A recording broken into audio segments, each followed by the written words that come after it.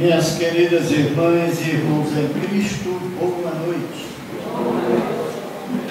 Hoje é a nossa reuniãozinha de perguntas e respostas e já temos aqui várias perguntas e vamos, antes de começar a respondê-las, elevar o nosso pensamento ao alto em oração. Então peço a todos que fechem os olhos e vamos agradecer ao Pai Celestial pela vida que nos concedeu, por tudo que estamos a fazer nesta casa de trabalho, de oração e de amor em prol dos necessitados.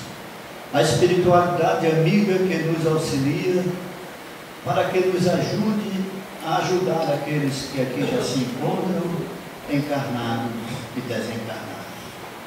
E com a certeza de que nada nos faltará, pedimos a permissão do alto para dar início a mais uma reunião de perguntas e respostas, gozando da plenitude da santa e divina paz dos mestres, Jesus. E assim seja. Já tem algumas.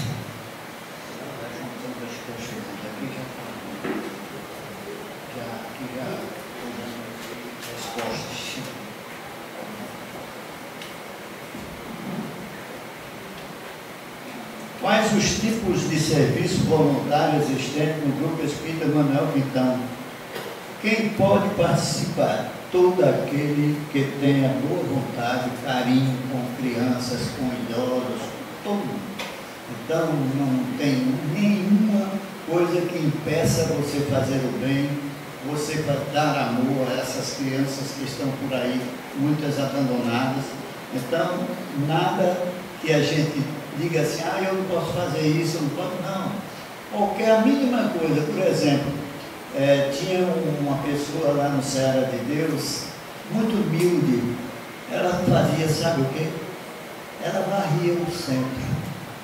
E um dia a espiritualidade fez uma comunicação dizendo que aquela criatura limpava o ambiente que nós utilizávamos e fazia com tanto amor que estava coberto de fluidos benéficos e salutares.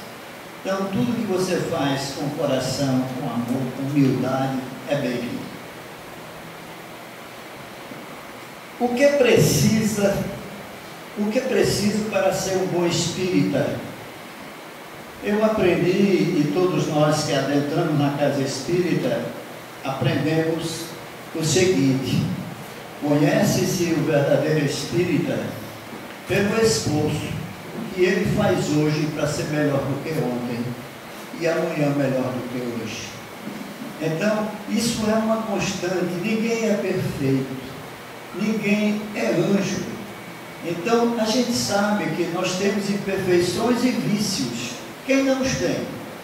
Então, tem aquele que é viciado em fumo, no álcool, no tóxico, na maledicência, no ciúme, na inveja, tanta coisa que são negativas.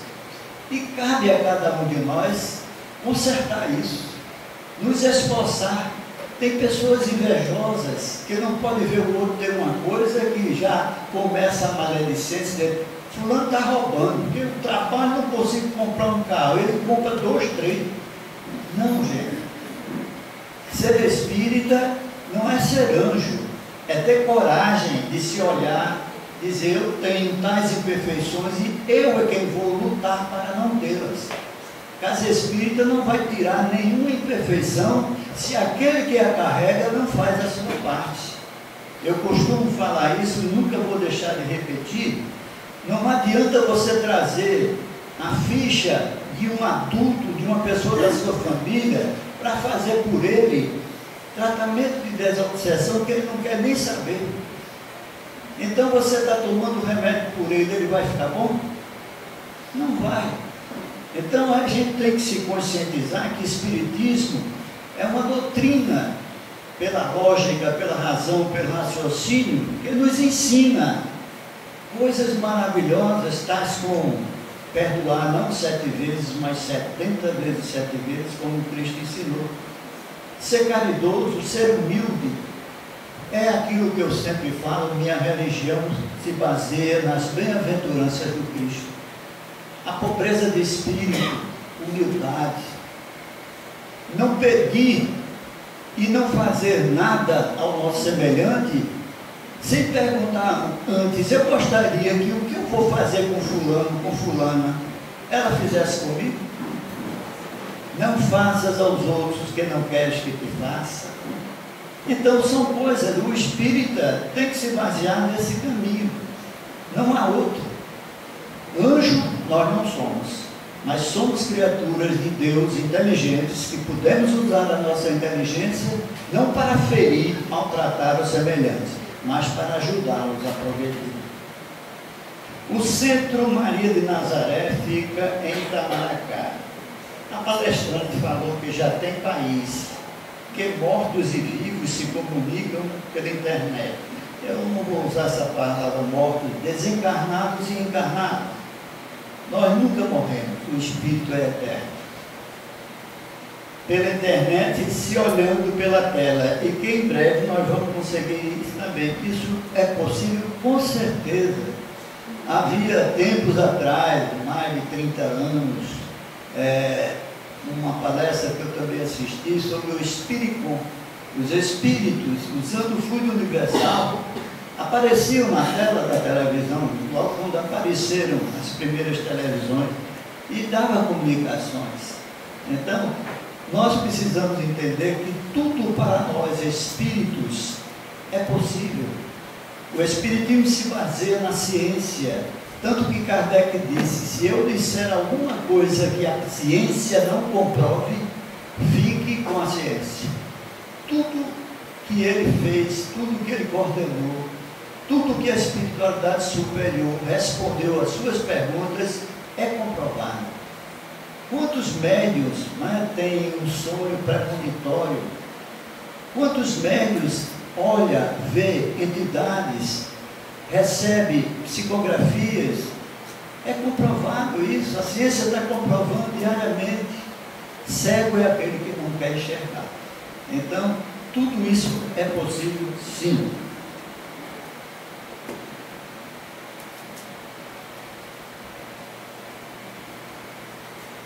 Gostaria de saber se uma pessoa que fez o mal a alguém e depois se arrepende, ainda em vida, quando desencarnar, o que irá acontecer a essa pessoa?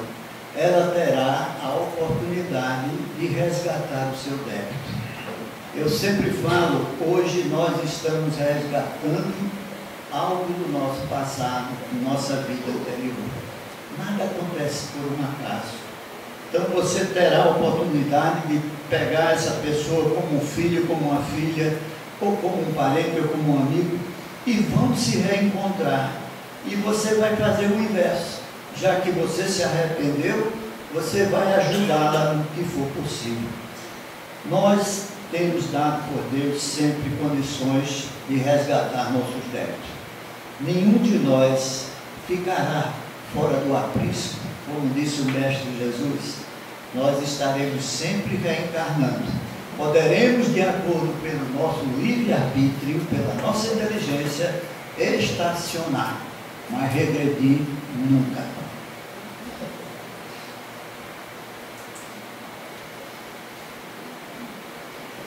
Eu gostaria de saber quem é atualmente considerado o maior espírita brasileiro. Todo aquele que propaga, exemplifica o amor a Deus e ao próximo como a si mesmo.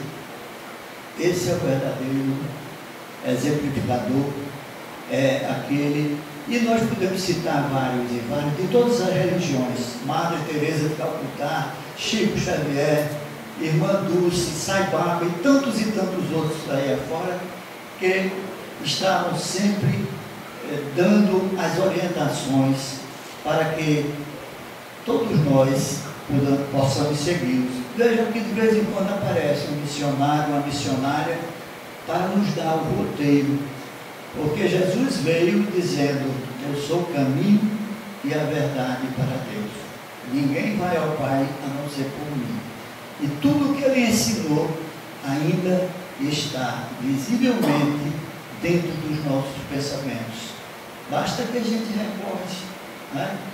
Tudo que ele falou, tudo que ele fez, não foi só falar, exemplificar. Isso é que é o mais importante. No Evangelho segundo o Espiritismo, tem um capítulo que fala da missão do homem inteligente na Terra. Alguns, ou talvez muitos ainda neste planeta, pensam que é enganar o próximo, é enriquecer a custa do trabalho alheio. Não é. A missão do homem inteligente é ensinar aquele que sabe menos para que ele se eleve, não para que ele se destrua.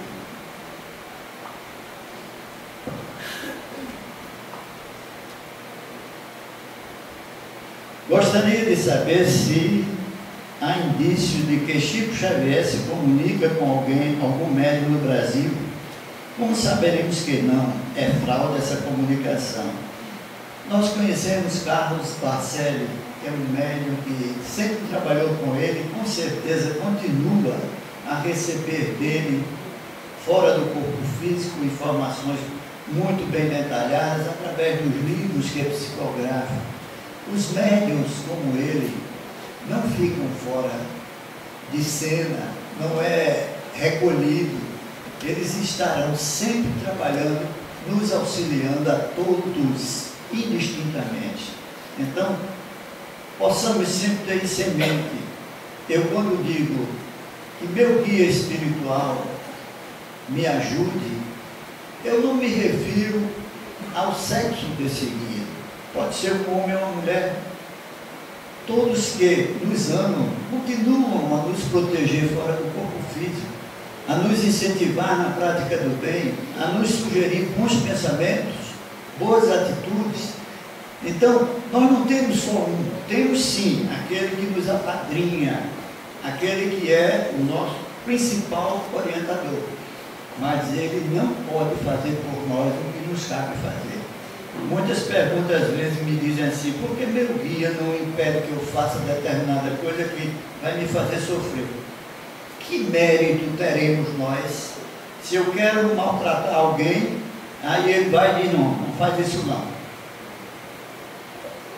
O mérito está em nós sabermos distinguir e separar o que é certo e o que é errado.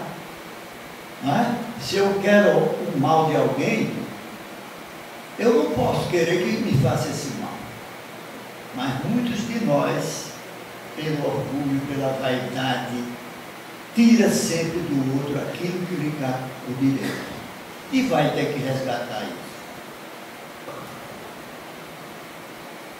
Gostaria de saber se os animais também existe o processo da reencarnação, o que realmente acontece quando o animal morre.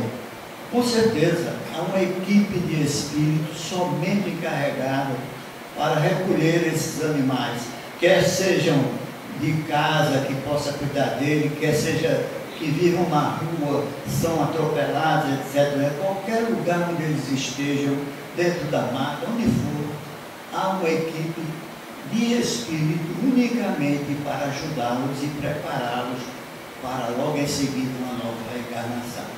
Nós viemos do mineral, vegetal, animal, hominal. Isso é a grande certeza nossa. Então, todos eles vão progredindo à medida que vão reencarnando.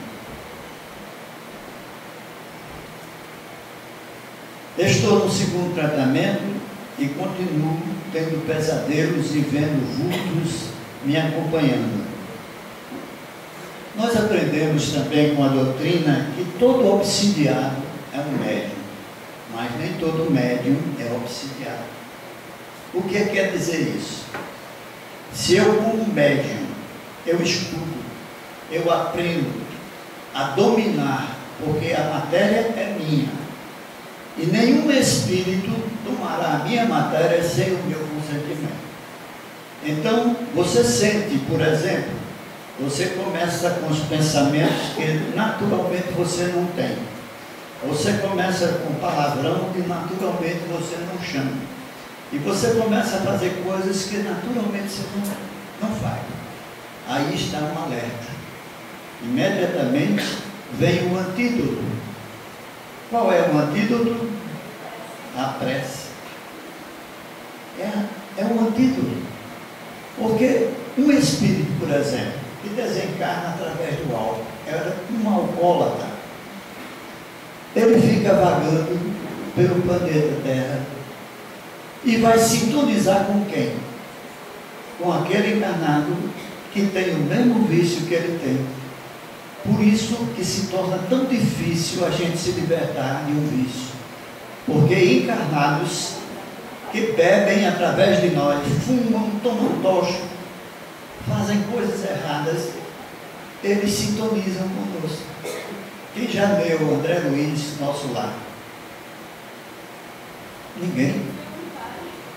Tem um que fez assim. Ele conta o aprendizado dele. E ele é levado pelo seu guia, o Clarencio, no Rio de Janeiro, na frente de um prédio residencial. E Clarencio mostra André encostado na parede, um espírito desencarnado com o pé na parede, esperando alguém. E ele diz: André, observe o que vai acontecer. Aí chega um rapaz, entra, ele disse: vamos, o espírito entrou atrás dele. Aí entraram, tomou o elevador, chegou lá no andar dele, saltou.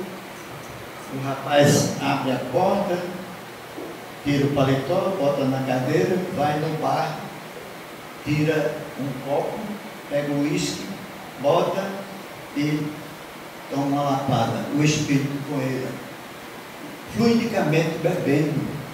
Aquele rapaz era o copo diário daquele desencarnado. Nós damos a condição de fluidicamente os espíritos se locupletam dos nossos vícios para satisfazer as suas necessidades. Quando a gente doutrina, nós não temos só o interesse de libertar o obsidiado, não, de ajudar também aquele espírito para que ele progrida. Não adianta a nossa diferença para os terreiros de macumba, pode chamar qualquer coisa aí, é essa, que nós doutrinamos à luz da doutrina dos Espíritos, à luz do Evangelho do Cristo. Não afastamos abruptamente aquela criatura, não, ele está sendo orientado para que ele modifique, porque ele também é um filho de Deus. Então Joãozinho, que era do Centelha de Jesus, ele disse uma vez a um pai de uma jovem que estava obsidiada, e perguntou a ele: Joãozinho, quem lhe trouxe para aqui? Ele disse: foi meu bendito obsessor. Aí o velho disse: esse velho é doido, chamar de bendito o cara que está prejudicando ele. Mas nós não estamos aqui pagando nossos erros por acaso, não. Nós não somos anjinhos, não. Deus é tão bom que nos permite o esquecimento do que fizemos em vidas passadas. Mas nós precisamos entender que hoje é outro dia. E pelo conhecimento, pelo estudo, aquele que adentra numa casa espírita, que é um médium, principalmente o médium que trabalha, não pega um livro para ler, para se entender, para compreender o que deve fazer em benefício do próximo, como diz Joana de Ângeles, assemelha-se a uma locomotiva correndo a toda velocidade fora dos trilhos, sai atropelando tudo, sai derrubando tudo. Então, vejam a responsabilidade de uma casa espírita, é trabalhar o médium, conscientizar da sua responsabilidade, porque ele é somente um intermediário. E se ele tem condições, equilíbrio, moralidade, muito auxiliará a espiritualidade no tratamento da desobsessão.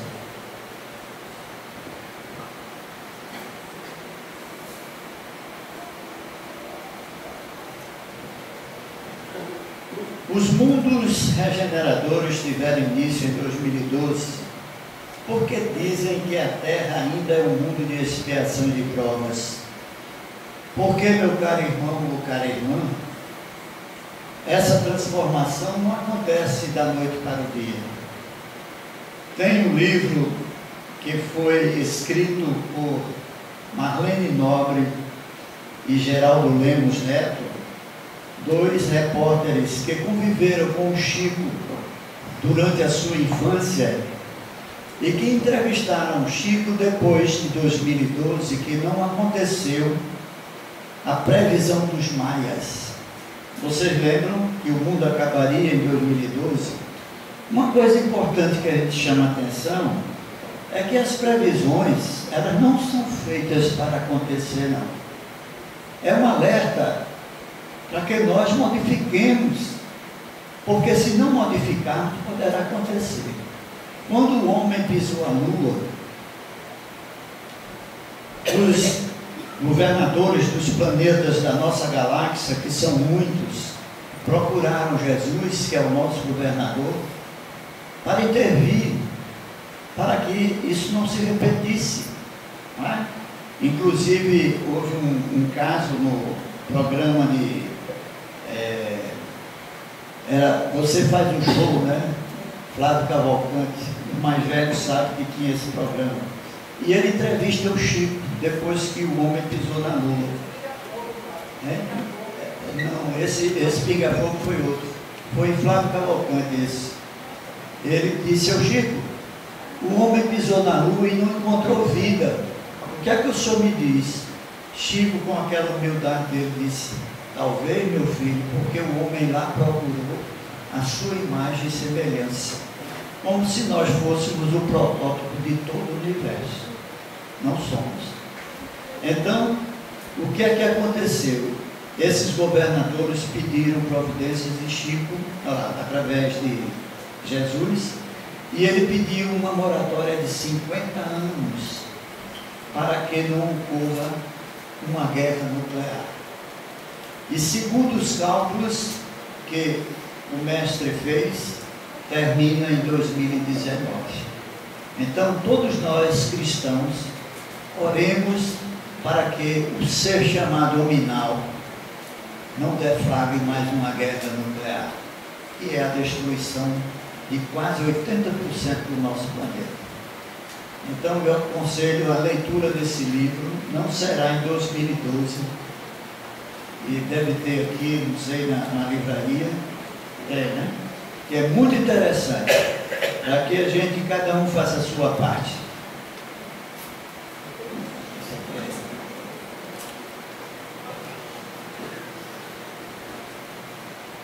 Sabemos que no momento do desencarne, o espírito se separa do corpo físico e esta separação pode ser bastante difícil, dependendo do grau de evolução da pessoa. Não só difícil, mas horrenda. Refiro-me aos suicidas. Ele não se separa da sua matéria de imediato. Ele vê, ele sente-se preso a ela, e o tapuru comendo o seu corpo e ele sofrendo. O nosso irmão e amigo, que é nosso mestre aqui, José Ciro da Penha, ele dizia uma coisa que eu repito sempre: só existe uma coisa pior do que o suicídio. Vocês sabem o que é? É o próprio suicídio. Então não existe nada pior. Então, de Ivone A. Pereira, há um livro chamado Memórias de um Suicida, que eu recomendo. Conta histórias do próprio espírito que suicidou-se, passando sofrimentos terríveis, né? Então, ele continua a pergunta, dizendo que sabemos também que todas as noites ao dormir, o espírito se desliga do corpo físico, mas essa separação se processa sem dificuldades, nem sempre. Há espíritos que não conseguem se libertar e são aterrorizados pelos chamados pesadelos. Não sai nem do corpo.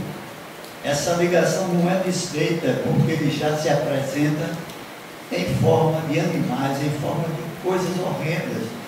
No nosso livro, Perguntas e Respostas, eu mostro as figuras que eles se vestem para aterrorizar aquele que está ou querendo dormir. São chamados pesadelo. E continua. Por que essa diferença na dificuldade de separação entre o espírito e o corpo físico nesses dois momentos? Pelo grau de elevação daqueles espíritos.